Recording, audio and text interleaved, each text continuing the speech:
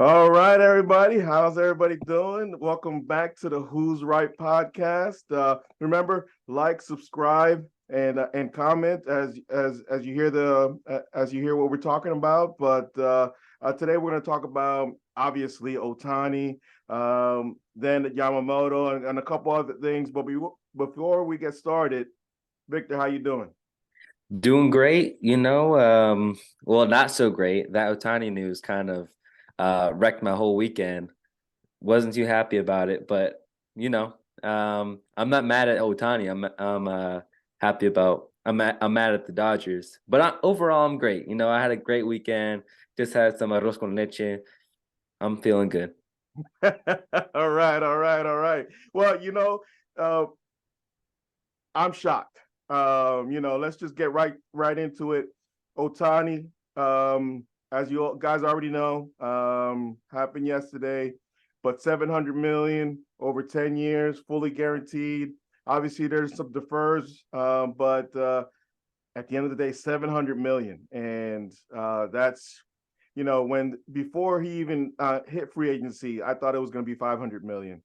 And then, the longer it took, I was like, yeah, 550, maybe close to 600. Never in my wildest dreams did I think 700 million. And I just don't understand because everybody knew the two New York teams were out of it, because he didn't want to come to New York. So were the Dodgers bidding against themselves? I know Toronto was in it, but were they really going to give up 600 million to Ohtani? I don't know. I mean, what do you think? No, no one was going to give him nearly as much money as the Dodgers gave him. They overpaid and a half for what is a generational best player to ever touch the baseball field. And so we saw this coming. We just didn't see how much of it was coming. And I think it was interesting that the biggest news of the contract was first the 700 million, but second the deferrals that come with the contract. And so this means that the Dodgers aren't going to pay him all the money up front.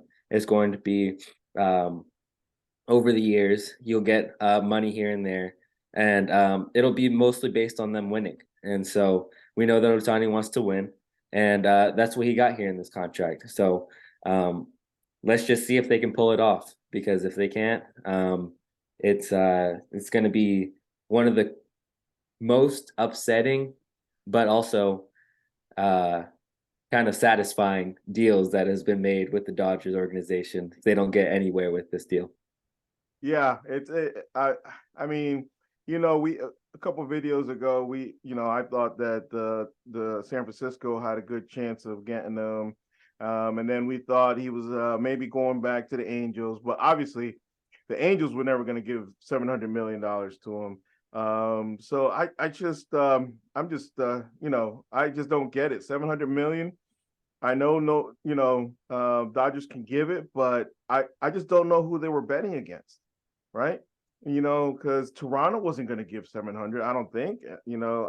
I mean, I may be wrong, but the only guys that would give 700 million is going to be um, the New York teams. And I saw a stat out there that he's going to get 70 million a year, right? And I saw somebody post out there. I forget the teams that they mentioned, but I think the Orioles were one of them. That he's going to get paid more a year than the whole Orioles salary. And I forget the other team. And it's a That's shame. that's kind of sad for the Orioles. Yeah, yeah. It's not like they're in an extremely small market. They're right here between Philadelphia and DC, and they should be no less than $100 million. You know what I'm saying?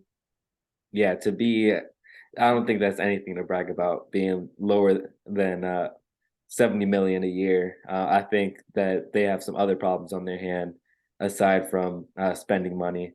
Obviously, they have a great farm system, but they you can only do so much with that. So, um, but that's not. I mean, I love the Orioles. That's probably my AL team. I'll root for them on the American League, but they can't brag about that. But with Otani, I think the only explanation for this is Dave Roberts blabbing his mouth at the winter meetings and him being like, "Oh yeah, I'm not coming. I'm not going to the Dodgers unless you guys give me a crazy amount of money because Dave Roberts ruined it for me." And and then you had him go and play cat and mouse with Toronto, trying kind of maybe um, luring the Dodgers into making that historic deal. And I gotta feel bad for those fans over in Toronto too, because they were led on so horribly. They thought they were getting Ohtani, and it was just stripped away from them all in an instant. Yeah, they got used. I feel bad. And Mets have been used in the past, so I get it. I know how Toronto feels. Because we've been used on other free agents to get more money elsewhere. And so I kind of agree with that. That's I completely feel for the Toronto fans because you know it's not right, to get used like that. But at the end of the day, what are you going to do? Otani has every right to do it. He has every right to get his money. But Yeah, I don't know who they were bidding against, to be honest with you. So I still don't get that part. But anyways. But now we get down to business. Now we get down to it. New York Mets, here we go. it's all coming Yamamoto, together. come on. It's all coming together. We I think this deal ruined the Otani, I mean the Yamamoto um deal for me. I think it's gonna be way too expensive to get him now. And imagine how Juan Soto is feeling. We haven't even thought about that. He's probably like, yeah, when I hit eight free agency next year, I'm gonna get way more money than that, or maybe way more money than I was expecting. But back to Yamamoto, he's probably looking at closer to 300 million now. And we were talking about 200 million, but maybe it could even be up to 400 million. We never know. This deal threw everything out the window. You think more? Yep. He's getting more than 400 million. I'm telling you. We weren't even close with Otani. We weren't even close. And he was waiting for Otani to sign so he can sign. You know what I'm saying? So now he's getting more than 400. And you got both New York teams going at it. I don't think LA is involved. I know some people are saying, they want Yamamoto as well. But right now, I just saw that they're working out a deal with the Yankees to free up 40-man roster spots, right? So if anything happens for the Dodgers to be involved on a pitcher, has to be in the trade market.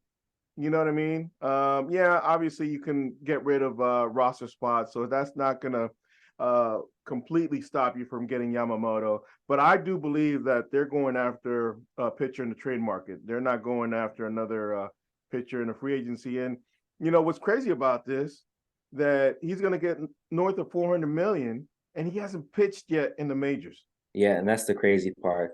But with the Dodgers, I don't know if they're completely out of it, to be honest, because with all the deferrals that they have in Otani's contract, they can still go after Yamamoto, and they probably will try to still go after him.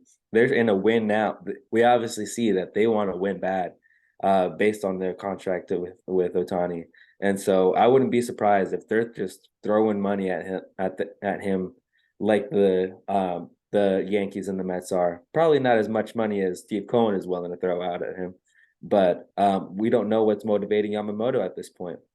He could want to go to LA because they look more appealing to them, or appealing to him, based on their winning.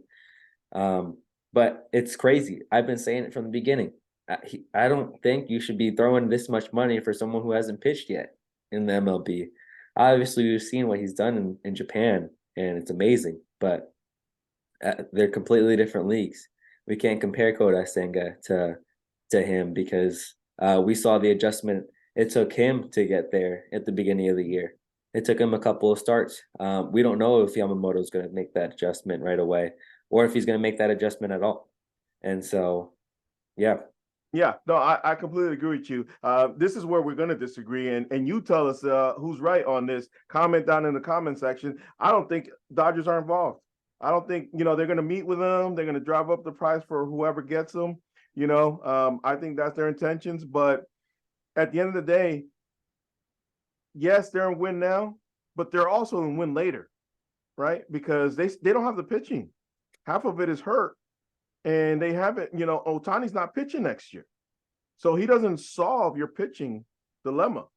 You know what I mean? So at the end of the day, yeah, they're going to win next year. They're going to try to win next year, but they don't have the pitching that I right now, as it stands right now. Even if they get Yamamoto, I don't think they have the pitching right now to win the World Series. Yeah, I don't and know I what you agree. think. I agree. They don't have the pitching to win a World Series. I mean, we saw the Diamondbacks go to the World Series though, without pitching at all. I don't think they even had third starter on the mound. At some point, they were putting in a rookie, and all they need is two more starters. Because um, we have Clayton Kershaw, who's going to fill out the back end of the rotation. Um, you have who else is in that rotation? You got Bobby Miller, who's going to be a second year guy. He's Yeah. good, but all the injured guys coming back, we don't know what they're going to be. We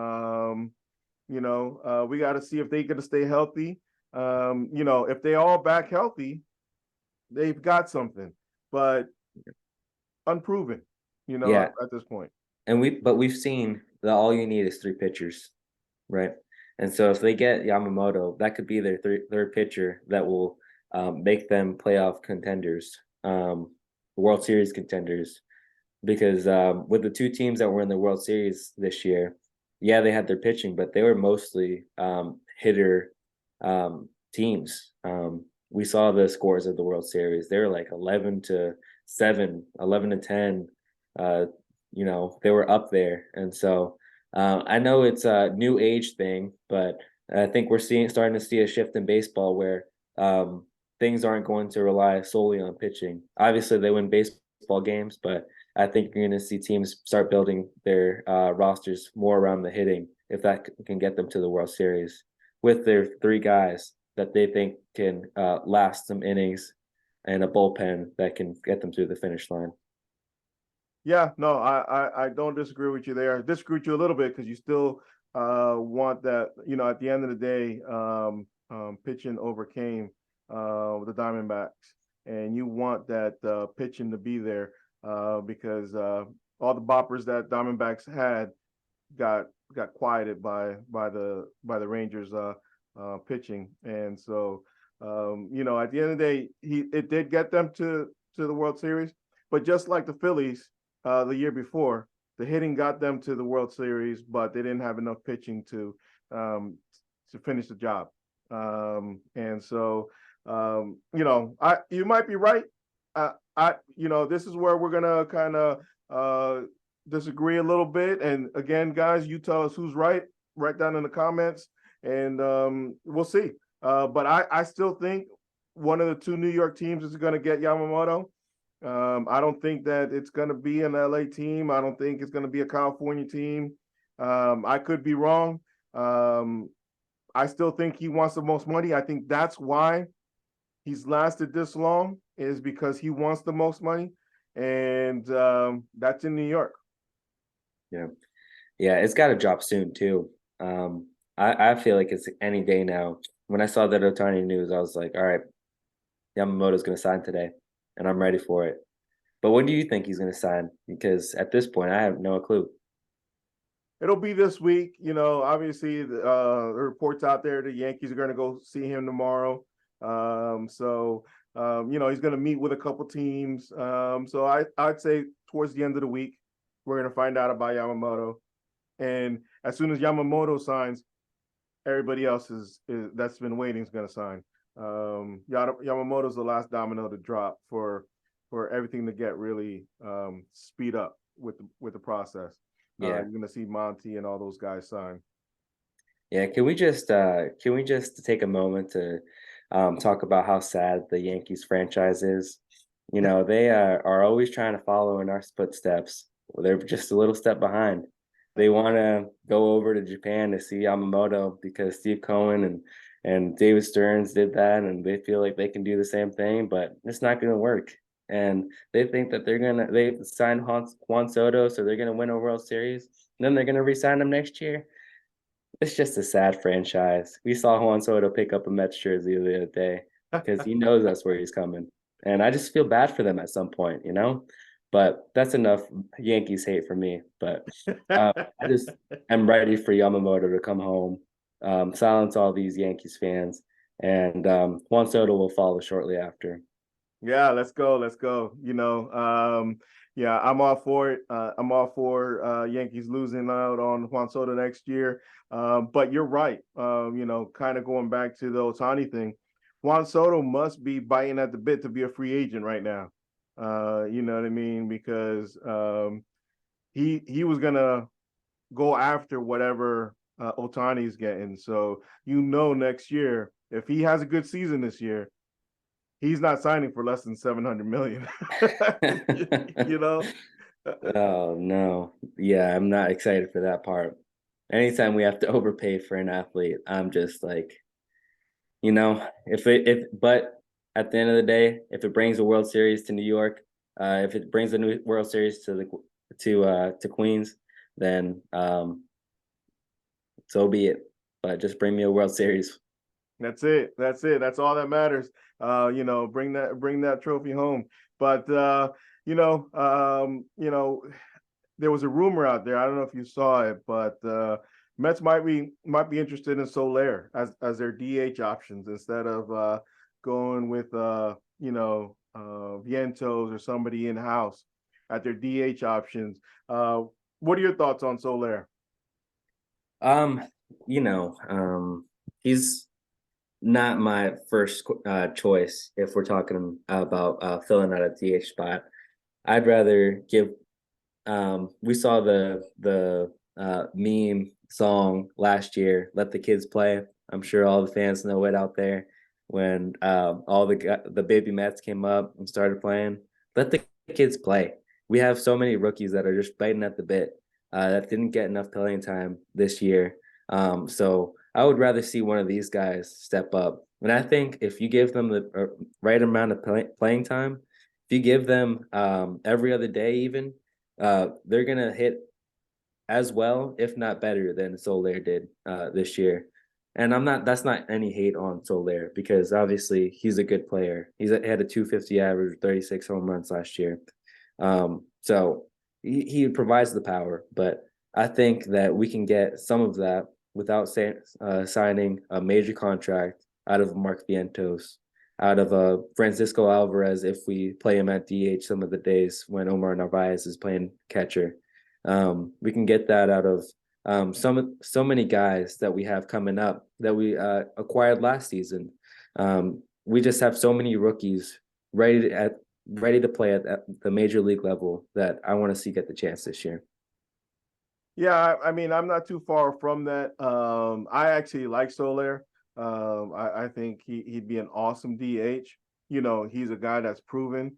If we can use Vientos as a trade chip to get some pitching, I wouldn't mind that. And signing Soler, that might intrigue me because I agree with you. I want to see the kids play too. But if the kids, or at least one of them, and with some other with other people. But if one of the kids or a couple of the kids can get me some pitching, ready now pitching because our pitching is down the line. They're not ready yet, and so if the kids can get some pitching and we sign Soler to a contract, I think he's I like him as DH.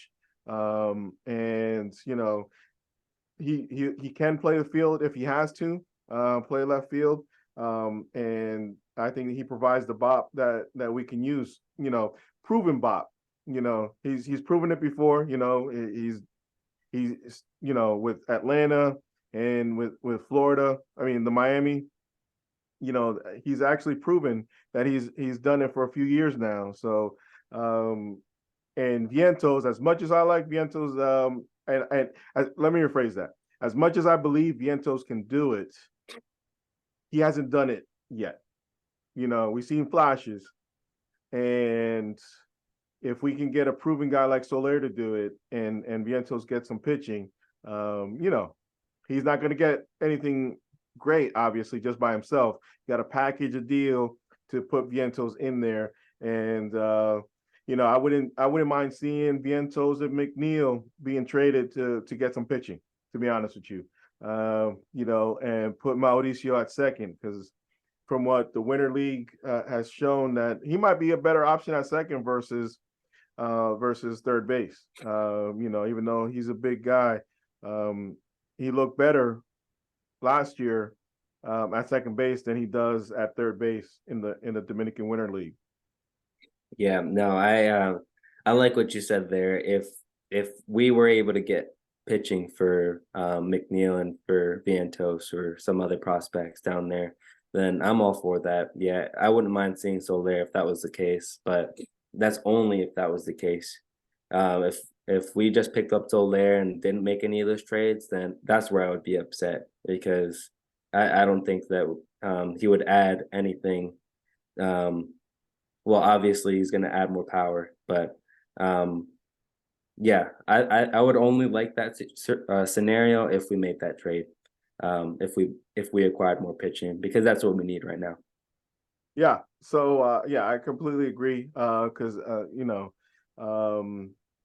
and I agree with you. If we just get Soler, we're going to create a logjam, and maybe put Vientos in AAA. But if nobody's trading for him now, when he's showing flashes, and nobody showed interest last year when he was killing it in AAA, obviously nobody's going to be clamoring to trade just for him. He's got to be packaged in a trade, and I think it's got to be this offseason if they're going to do it. I don't think if they let him sit in AAA, his value gets any better than what it is right now, because he was killing it last year in Yeah. AAA. So Yeah. And that's the thing. I'd like to see David Stearns get a little more involved in the trade market. I know he's made some minor league acquisitions, but at this point, it's kind of just pissing the fans off because it's all the minor league stuff, with a chance at spring training and no major league deals, except for a couple here and there. And so, and they're not huge, like Kalanick and Jorge Lopez, which is probably the biggest acquisition that we've made so far. But I'd like to see him get more involved in the trade market. I know Brandon's not on here, and I'd hate to give any sort of positive comments about the Braves, but you see them deal after deal makes like killer moves that can benefit their team, and sign long-term contracts with young players. And so I'd like to see them make more trades. But second, let's sign those long-term contracts. I don't know if you saw a report that said that Francisco Alvarez said that he wants the Mets to sign him a long-term deal, but I'd like to see that happen. I don't want to be the Braves. I never want to be the Braves, but I want to do some of the things that is making their franchise successful. yeah, no doubt. Alvarez is a guy that I want to see signed on a long-term deal. Those things, aren't going to get done right now. Those things, once we get into January, that's when we're going to talk about potentially extending Pete, potentially extending Alvarez. That's when those things are happening.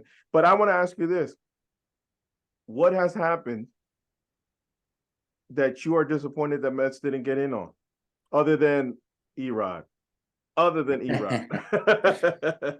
Not too much, I'm just, in the terms of being more involved in the trade market, that's what I would say, because there's nothing that is known to the public that think that we're missing out on. We know what's out there. We know what we're missing, where the pieces that we want are still out there, and so we haven't missed out yet.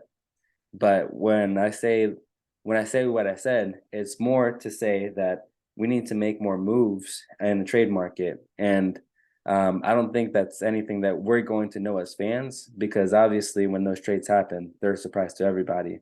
But if we could do something like trading for your boy Robert, I think that would be like a splash that the Mets fans would be ecstatic about. Yeah, no, I would love that. But I would say let's just be patient on the trade market because I think everybody's upset because we got these, but all the pitchers that we've signed are depth moves. You know, they're depth moves. They're not front end guys. They're not expected to be front end guys. And we're just waiting on this Yamamoto thing to clear up. Actually, everybody's waiting, other than a couple guys like a Sonny Gray, Erod, But at the end of the day, they're not front end guys anymore. Sonny Gray's not a front end guy anymore. And Erod is not a front end guy, and so that's why Monty hasn't signed because he's waiting for Yamamoto to sign. So and that's why you haven't seen any trades like a Dylan Cease or Glass now, because whoever's left from not getting Yamamoto and who's ever left for not getting Monty are going to be wanting a Glass now, are going to be wanting a Dylan Cease, are going to be wanting Burns, even though a report was out there that Burns, the Brewers aren't trading Burns, but I let me see that when that happens, because I don't believe that, because if they get the right trade partner, they're going to trade because they're not going to resign them next year, right? So Yeah. why would they wait until the trade deadline to trade Burns? But I think right now we just got to be a little patient because nothing's happening for nobody. And all the signings we had, yeah, can be frustrating because nothing flashy, nothing pretty that we can talk about. But that's how you build a solid pen. You know what I mean? With all those guys, having, some guys are going to have a good year. You know what I mean? Because a pen is different from year to year most year. Everybody, Met fans will know this. Andrew Chafin just signed with another team. Everybody's always after Andrew Chafin, and he just signed with what he signed with the Tigers. So you know, I think let's just be patient. It's one of those things where we got to trust in Stearns. We got to trust the process. And again, I need to say this again. It's not like anything's happened that we got to be like, "What are you doing, Stearns?" You know what I mean? So I mean, what do you got? Yeah. No, I agree. That's just the growing pains when you have a new president of baseball operations and when you have a new owner, and you're in a rebuilding phase as a franchise. Is you want to see more moves happen. You want to see instant change, and some of that frustration comes out as fans, and that's why we do this podcast so that we can vent our frustration and talk to you guys about some of the things that we're thinking and probably that you're thinking as well. And so this is no hate to what anything that David Stearns is doing, because I love the little transactions that he's doing to build up our pen and to fill in some of those holes that we have. But I just am tired of waiting, and I know it's not on Stearns, but I just wish that we would make a move, that we would make a move. And you even saw Ohtani in his post apologize to the fans. So I don't think it's anything to do with the players as well. It's one of those things when you're waiting and waiting and waiting, you just want it to drop because you know it's going to happen. You just don't know when. Yeah, yeah. My only thing is I've been saying it since we started these videos, and I've been saying it since the end of the offseason. There's only one guy that would make me happy this offseason. One guy and one guy only, and that's Yamamoto.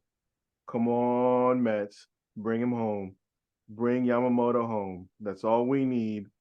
Everything else is going to be gravy after that. I know we need a lot. Believe me, I know we need a lot. So it's not me being delusional, thinking Yamamoto's the final piece. That's the guy. Without that guy, we're looking at a different offseason, right? If without Yamamoto, we're not going after any big names, right? We're not going after any real established guys because guess what? Yamamoto's the key to the offseason this year. You know what I mean? Everything after that is gonna the dominoes will drop um after we get Yamamoto. So the only thing that I'm asking for Christmas is Yamamoto to the Mets. Come on, Santa Cohen. Santa Cohen, come on. Bring Yamamoto home. That's all I'm asking. Come on, Santa Cohen.